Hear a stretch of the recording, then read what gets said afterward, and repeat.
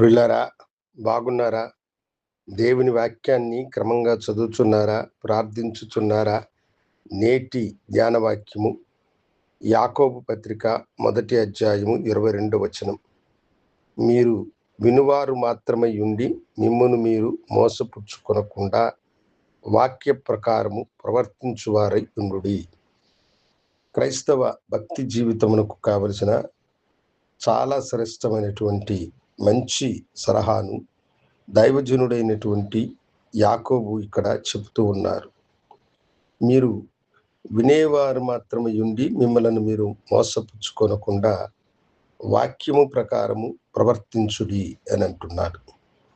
చాలాసార్లు మన జీవితంలో వాక్యమును మనము చాలా శ్రేష్టముగా, ఎంతో దీక్షగా వినుచున్నట్లు కనిపిస్తాం. బోధకుడు మాట్లాడే ప్రతి మాటకు స్పందిస్తాము, దేవుణ్ణి మహిమపరచినట్లుగా ఉంటాం. కానీ ఇక్కడ భక్తుడు చెప్పే మాటను మీరు గమనించండి.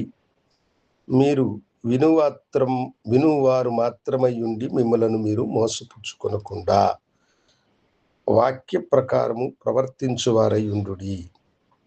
అప్పుడు మనము వినేటప్పుడు ఆసక్తిగా విన్నట్లుగా నటించడము కాదు, కానీ నీవు వాక్యము వింటే ఆ వాక్య ప్రకారమైన జీవితము కలిగిన వారై వాక్యానుసారముగా నడుచుకోవాలి అని ప్రభు ఇక్కడ మనకు చెబుతూ ఉన్నాడు.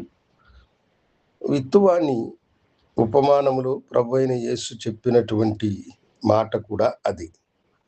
విత్తేటువంటి వాడు విత్తుచూ ఉండగా అది 4 విధాలైన స్థలములలో పడ్డది. ఒకటి త్రోవ పక్కన, ఒకటి ముండ్ల పొదలలో, ఒకటి రాతి నేలన, ఒకటి మంచి నేలలో. ప్రభువు వాటి వివరణ చెబుతూ మంచి నేలలో పడినటువంటిది ఫలించినది అని చెప్పాడు. అప్పుడు దేవుని బిడ్డలారా, 3 ఫలించకుండా పోవడానికి వారి వారి స్థాయిని బట్టి వారు వాక్యమును ఊరక తమ చెవులలో వేసుకున్నారే కానీ ఆయా కారణాలను బట్టి అది వారిలో ఫలించలేదు. అలాగనే మన జీవితంలో కూడా వాక్యము ఫలించాలంటే వినున్నట్లుగా నటించడము కాదు, విన్నట్లుగా మనము భావన చేయడము కాదు, విన్న వాక్యానుసారముగా మనము నడుచుకోవాలి. వాక్యము మనతో ఏమి చెబుతున్నది? వాక్యము ఈ దినము ఈ పాపమును నీవు విడిచిపెట్టు అని నీకు బోధించితే ఆ పాపమును విడిచిపెట్టు వారమై ఉండాలి. వాక్యము సత్ప్రవర్తన కలిగి నీవు నడుచుకో అని చెబితే సత్ప్రవర్తన కలిగిన వారమై మనము నడుచుకోవాలి. వాక్యము నిన్ను దీవించినట్లుగా, ఆశీర్వదించినట్లుగా ఉండడానికి కారణము నీ యొక్క సమర్పణ కలిగినటువంటి వారై వాక్యానుసారముగా జీవించువారే దేవునికి ఇష్టలైనటువంటి వారు. వాక్యము విన్నట్లుగా నటించి ఆయనను మోసపుచ్చువారు దేవునికి ఇష్టానుసారులైన మనుషులు కారు.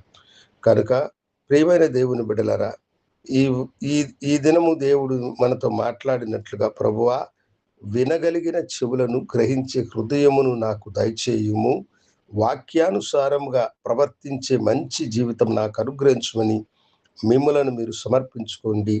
దేవుని దీవెన మీకు మెండుగా కలుగును. ప్రార్థించుకుందాం. మహాగణుడ, పరిశుద్ధుడా, నీకు వందనాలు.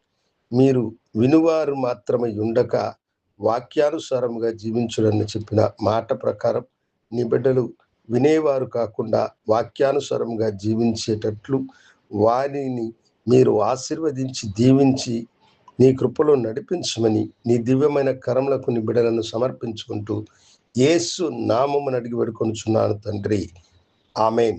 శుభోదయం. ప్రభు మిమ్మల్ని దీవించునుగాక. ఆమేన్.